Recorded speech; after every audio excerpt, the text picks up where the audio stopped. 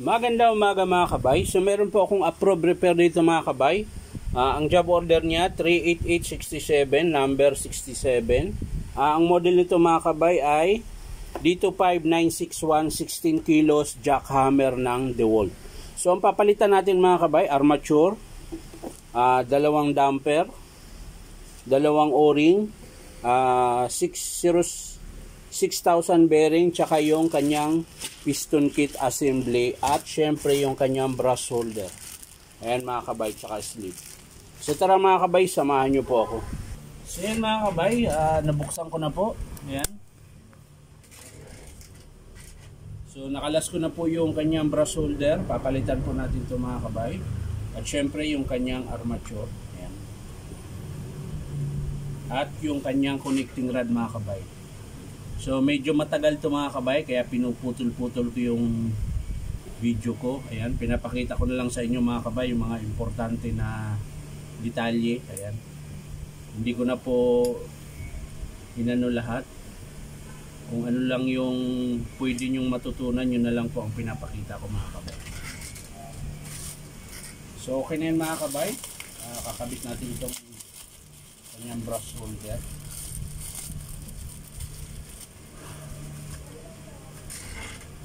So yan mga kabay, kakalasin ko na po yung sa harap niya para hindi ako mahirapan mag-press sa armature mga kabay. So kailangan kalasin ko muna itong harap.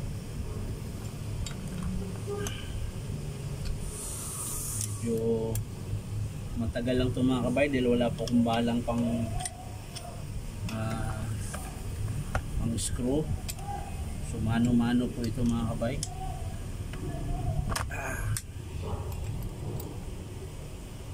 Mahirap sa demolition mga kabay, medyo matigas po yung ano niya, yung screw, yung mga alin niya po, matigas po buksan.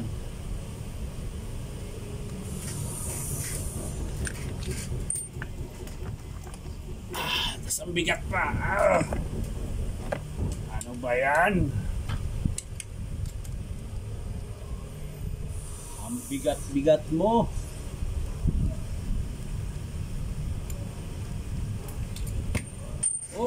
Yeah.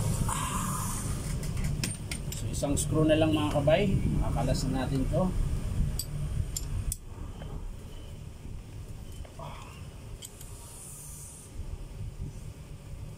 Yung una lang naman ang mahirap mga kabay, pero pag naikot mo na siya, malambot na siya. Pinakauna lang naikot, yun lang yung matigas. So yun na mga kabay, kailangan natin itumba. Ayan.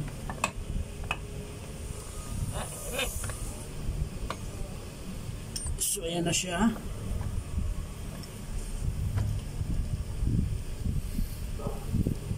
Bilang muna natin yan mga kabay. Pupunasan lang natin yung kanyang cylinder para mapunot po natin. So ito po yun, kaya ako po siya papalitan ng connecting rod dahil bali po. Ayan. Ayan po. So assembly po yan mga kabay. Tapos magpapalit din po tayo ng ring para dyan. So bago yan mga kabay, kailangan muna nating makalas din tong kanyang dito sa may spindle housing mga kabay. Para malinis po natin, matanggal natin yung mga durog-durog na connecting rod. So kailangan din nating tanggalin muna ito. Siyempre lilinisin natin. So lilinisin ko muna ito mga kabay, hindi ko na po ipapakita sa inyo kung paano maglinis, alam nyo na po yun. So yun na mga kabay, nakalas ko na po itong kanyang gear case cover mga kabay.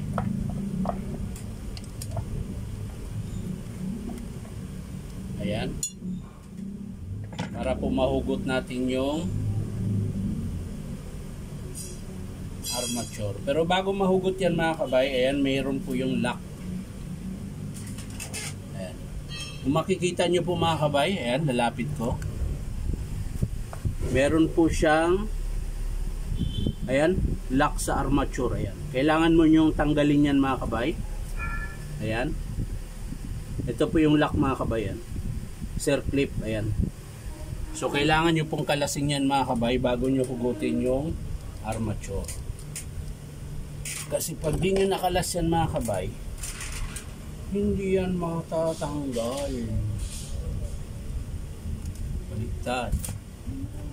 Dapat pasara.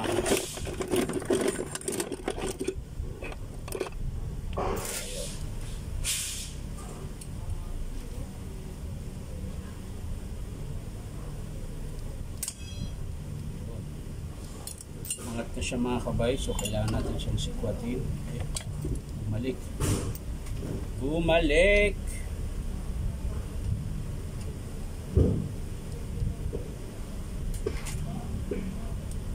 Makisama ka naman. Makisama ka, Brad.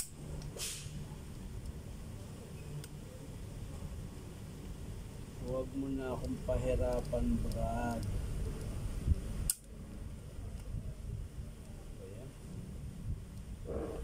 Ayaw makisama.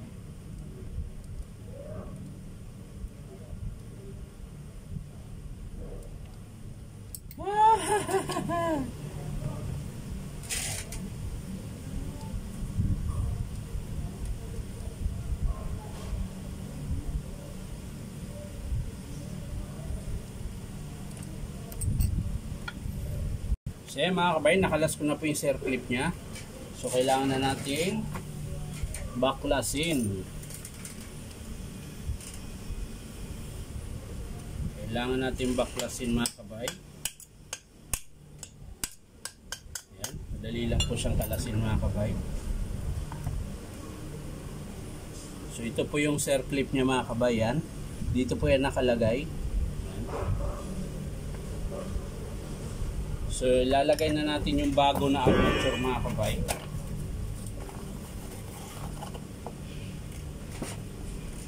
So ito po yung bago mga kabay. Ito yung luma niya. Ayan. So yan po yung ikakabit natin. Pero bago yan, syempre, lalagay muna natin yung kanyang bearing. Nasaan na ba ang bearing?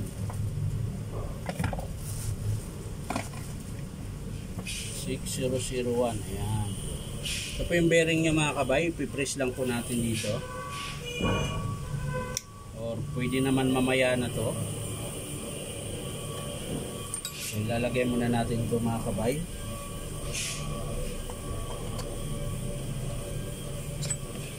So yan. Napakalambot lang po mga kabay. Limutan ko isuksok yung ano mga kabay. Ito po yung circlip niya. So bago natin siya ikabit mga kabay, sasara muna natin kahit konti kasi naunat po yan kanina nung pagkalas natin para po mahigpit siya. Yan. Bago nyo po siya isuot dyan. Yan. Ayun din.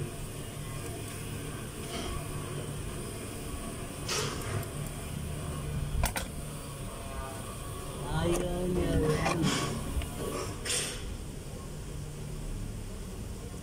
Ano pa?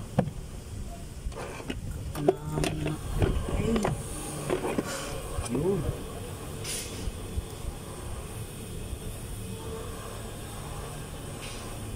Yan.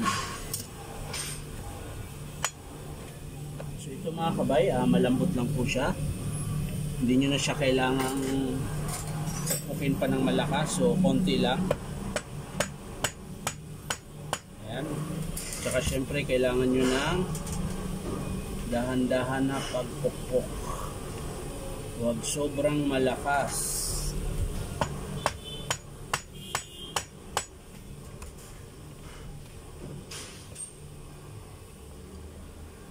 So yun na mga kabay, kulang pa rin. Kailangan ko i-press para safety mga kabay, baka masira yung armature pag pinupok natin. I-press ko muna mga kabay. So yan na mga kabay, na-press ko na siya. So ibabalik natin yung lock mga kabay. Yung tinanggal natin kanina. So babalik lang natin. yung kanyang circlip. Yan. Tula. So ayan na mga kabay, nabalik na natin yung circlip nya. Ayan. So sasara na natin ito ulit mga kabay. Ayan. So kailangan po halos lagpas siya konti pag kinabit nyo para pumasok yung circle. So babalik natin yung takip mga kabay. Lagyan muna natin ng grasa para swabe naman konti.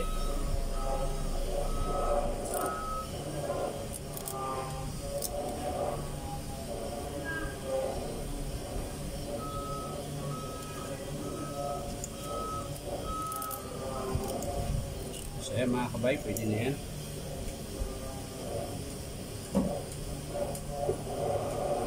Lagyan natin yung takip mga kabay.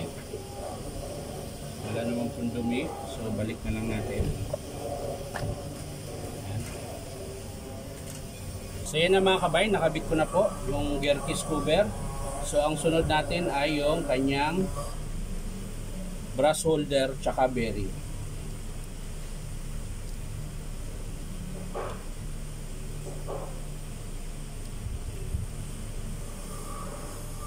Siyempre ayusin natin yung kanyang sleeve or insulating mga kabay, dahil dito po nakasalalay yung ano ng armature. So yan, nakasuksok lang po yan dyan mga kabay. Yan. Tapos pag ilagay nyo po, ayan, ganyan lang po.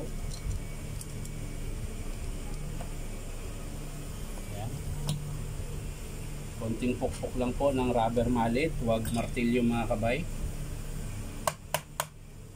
para po siya magsakto. Sabay lagay ng 4 na screw. Yan. So wala tayong screwdriver mga kabay, so mano-mano tayo ngayon. Wala po kasi akong malalaking ganito na yung bulaklak para dun sa tools natin. So ito lang muna flat.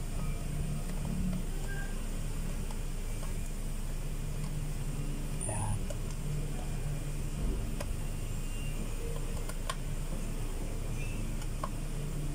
Yan. So okay na mga kabay. Ang sunod yung kanyang pan. Yan. So ito yung pan niya mga kabay. Linisin lang natin ng kaunti. Galin lang natin yung mga ayan mga kabay, kapit na natin.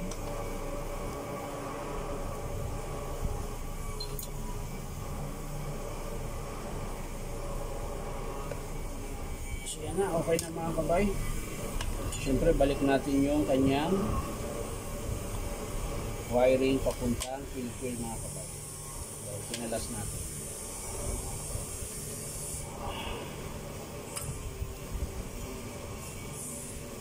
So yan na mga kabay, nakabit ko na po. So ang next natin yung kanyang connecting rod. Yan. Ito po yung bago mga kabay. So yung pagkabit yan mga kabay, madali lang din. Ayan. Susuksok nyo lang sa crankshaft. Ayan. Ito po yung crankshaft nyo mga kabay. Iikot lang natin. Ayan. Para po sumakto. So ayan na mga kabay. Ayan. Nakabit na po natin yung connecting rod. So syempre lagyan na natin yung alin na lock niya mga kabay. Alin screw.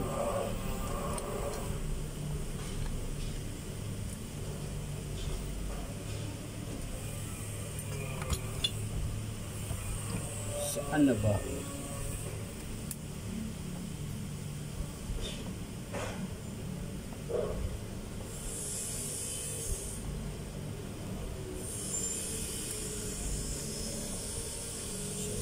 Pag-ipit nito mga kabay, kakalangan nyo lang para po hindi siya gagalaw. Tapos ito. Vice grip na lang mga kabay para sigurado.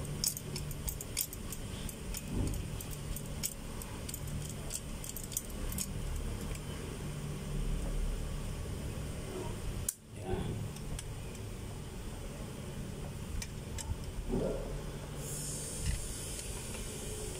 Kalang. Ayan.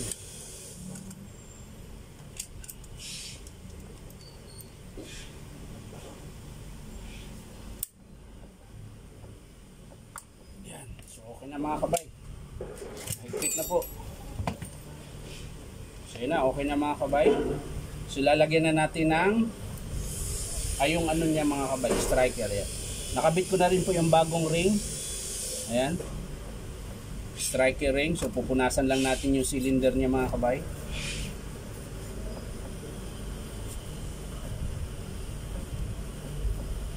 Ayan.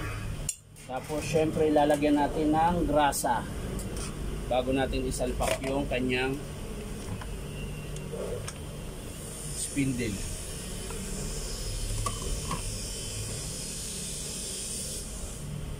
Paikutan lang ng grasa mga kabay.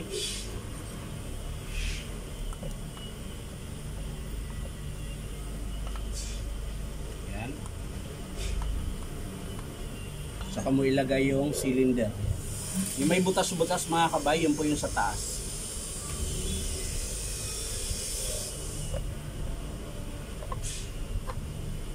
Yan. Yan po itsura niyan.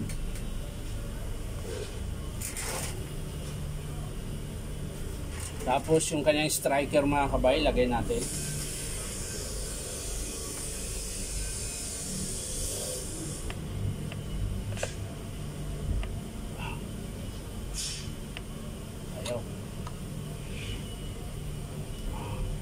Yun. Masok mga kabay. Yun. Bisirit. So lagyan natin ng grasa mga kabay sa ibabaw. Ayan. Maglalagay din naman tayo ng langis mamaya mga kabay. Para lalo siyang lumabnaw. Hindi siya ganun kalapot. Yung grasa ko rin mga kabay, may halong langis po yan. Kaya malambot po siya. Hindi siya malagkit. So yan na mga kabay, okay na yan.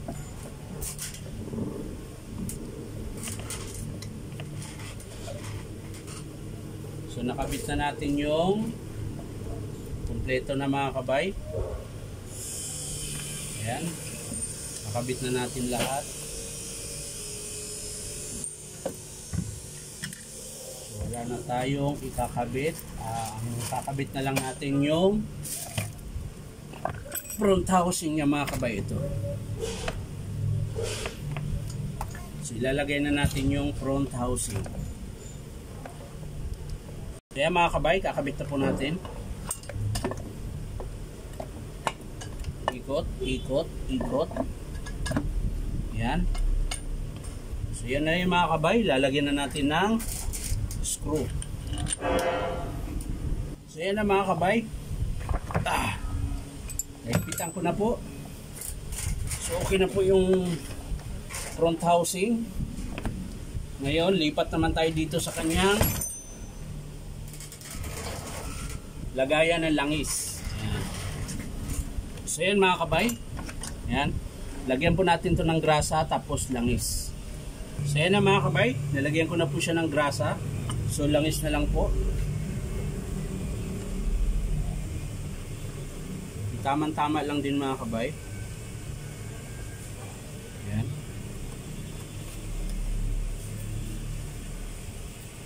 Siyempre, sasara na po natin mga kabay. So yan na mga kabay. Nasara na po natin. So ang sunod natin ikabit mga kabay ay yung kanyang motor cover mga kabay. Ayan. So ito po yung susunod natin ikabit.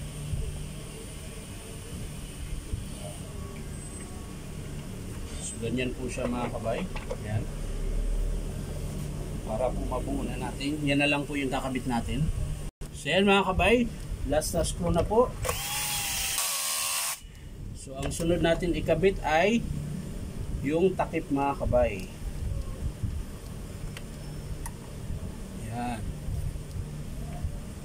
At pinakahuli yung handle mga kabay.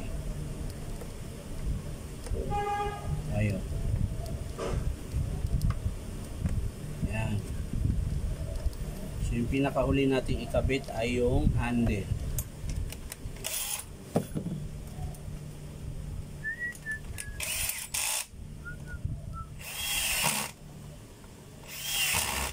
Yun. So pinakalas mga kabay yung handle niya mga kabay. Bababa lang natin. Bigat.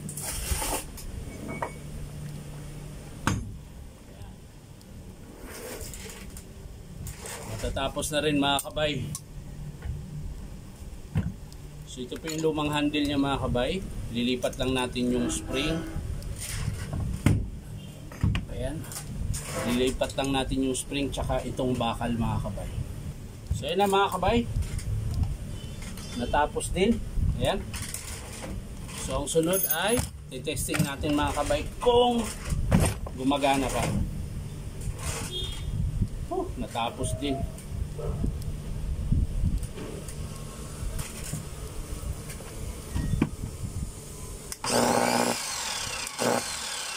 Ayan. Okay na mga kabay. So ang ano na natin yung chipping. So yun na mga kabay. Natapos na po ako. So titesting na po natin yung hammer kung malakas. So ayan, pakinggan nyo mga kabay.